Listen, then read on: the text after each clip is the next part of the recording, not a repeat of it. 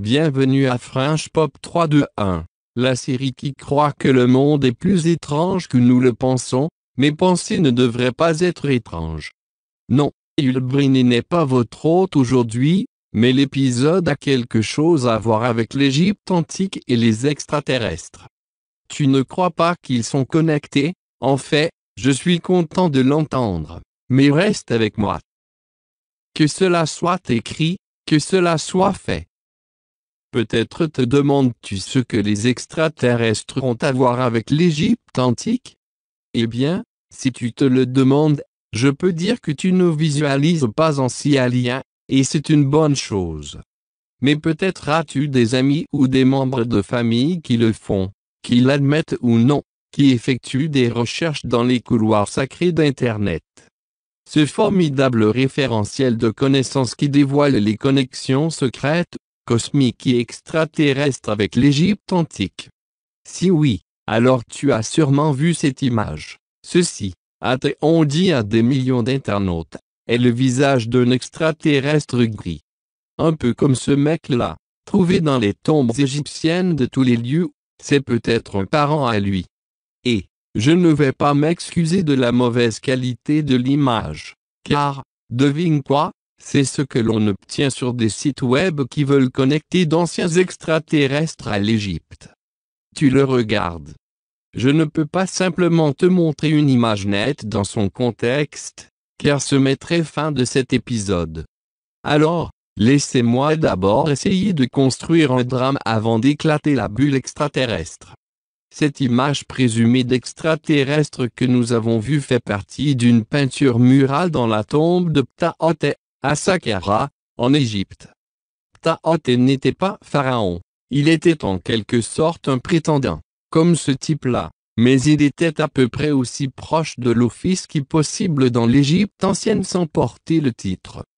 Ptahhotep était un vizir qui a servi le pharaon Djedkar-Isesi, dans l'ancien royaume d'Égypte, dénommé Âge des Pyramides, à environ 2500 à 2400 ans avant notre ère.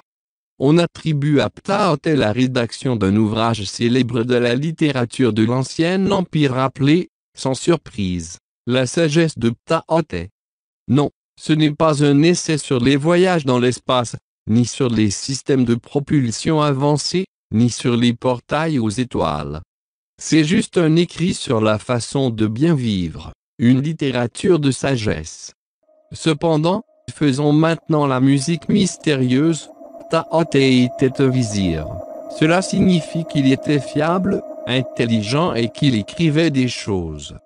Certains de ses autres titres étaient surveillants du trésor et surveillants des œuvres de Pharaon. Eh bien, nous savons que les pharaons étaient des extraterrestres. Donc Ptahhotep était parfaitement situé pour avoir les ressources, le travail d'esclave, et le temps libre pour construire fantastique technologie extraterrestre et... Je viens de manquer un séquestre. Je suppose que nous devons discuter de choses ennuyeuses, telles que les faits. D'accord. Il est temps de devenir sérieux. Nous chez Fringe Pop 321 qui faisons cette série, car nous trouvons d'intéressants mystères sur le paranormal dans le monde antique. Habituellement, lorsque nous abordons des sujets, nous pensons à quelque chose qui mérite véritablement d'être combattu avec soin. Dans ce cas, ce n'est tout simplement pas vrai, car l'affirmation selon laquelle l'image que nous t'avons montrée est un être extraterrestre est totalement absurde et, ce qui est pire, c'est juste une supercherie hors de droite. Voici une image nette du prétendu extraterrestre dans la tombe de Ptahhotep à la peinture murale, avec son contexte. Il est clair, lorsque l'on regarde toute la peinture murale et le « citation » extraterrestre, fin de citation, que nous ne regardons nullement à un extraterrestre.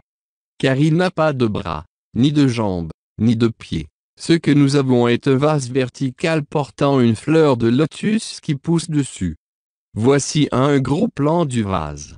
C'est très clair. À moins que cet extraterrestre n'ait même pas de crâne, il a une tête de pointe sans bras et sans jambes. Ceci est une plante de lotus dans un vase en pierre. Ce type de fleur, la fleur de lotus, est omniprésent dans l'art égyptien, aussi bien dans la peinture que dans la sculpture.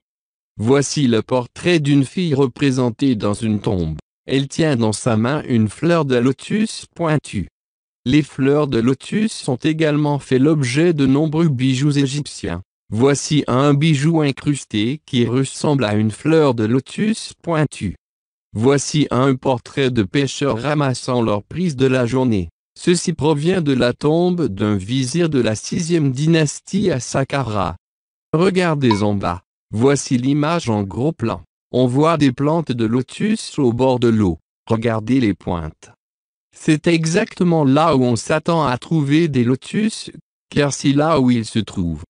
Peut-être te demandes-tu, bon, qu'en est-il des yeux noirs? Ce doit être un extraterrestre gris. Bien. D'abord, on ne voit ni de tête, ni de crâne, ni de bras, ni de jambes, ni de quoi que ce soit de ce genre, mais on voit de gros yeux noirs. Ce doit donc être un extraterrestre. Ce sont des bourgeons de lotus. Ce sont des bourgeons de la même fleur, et ils sont exactement là où on s'attend. Ils sont avec la plante dans le vase. La grammaire égyptienne de Gardner répertorie et catégorise tous les signes hiéroglyphiques. En fait, si on l'ouvre à cette page dans Gardner, on voit la fleur de lotus et le bourgeon de lotus côte à côte, car ils appartiennent l'un à côté de l'autre. La fleur de lotus avec des bourgeons est représentée ailleurs dans l'art égyptien. La peinture dans la tombe de Ptah-Hotep n'est pas unique. Voici un autre exemple de plante de lotus. Regarde sa forme triangulaire avec pointe, et juste à côté, de chaque côté, tout comme notre extraterrestre des bourgeons de lotus, sauf celui-ci penché à gauche. Voici une photographie de fleurs de lotus naturelles en Égypte. Tu y vois la même forme. On les voit partout dans l'Égypte antique. Voici un autre exemple de bijou. Je sais que nous en avons vu un plus tôt, mais je tiens à attirer ton attention sur celui-ci en particulier. Regarde cette incrustation de bijoux et le pétale vert central. Si on colorait les deux pétales de chaque côté, si on les noircissait, on obtiendrait les yeux extraterrestres. Voilà le but. Dans le tableau de la tombe de Ptah-Hotep, l'artiste a rendu ces deux pétales plus sombres que d'autres, car dans cette image, ce sont des bourgeons. Ceci est tout un tour de l'œil, une fois que l'on voit la peinture dans son contexte complet. À moins que des extraterrestres courent sans crâne, sans bras, sans jambes, tu n'as qu'une fleur de lotus dans un vase en pierre dépeint dans la tombe de Ptah-Hotep. Le but de tout cela est que les égyptologues, et franchement tous ceux qui connaissent quelque chose sur l'Égypte antique, sauront exactement ce que l'on voit dans ce tableau. Nous avons une plante de lotus avec des bourgeons dans un haut vase. Les fleurs de lotus se retrouvent partout en Égypte dans la sculpture et dans l'art. C'est tout ce qu'est notre image. Nous n'avons pas d'extraterrestres sans bras, sans jambes et sans crâne. Merci d'avoir visionné la French Pop 321. Veuillez visiter notre site web pour obtenir plus d'informations sur cet épisode et sur d'autres épisodes. Et reviens à nouveau, car ce que tu sais peut ne pas être vrai.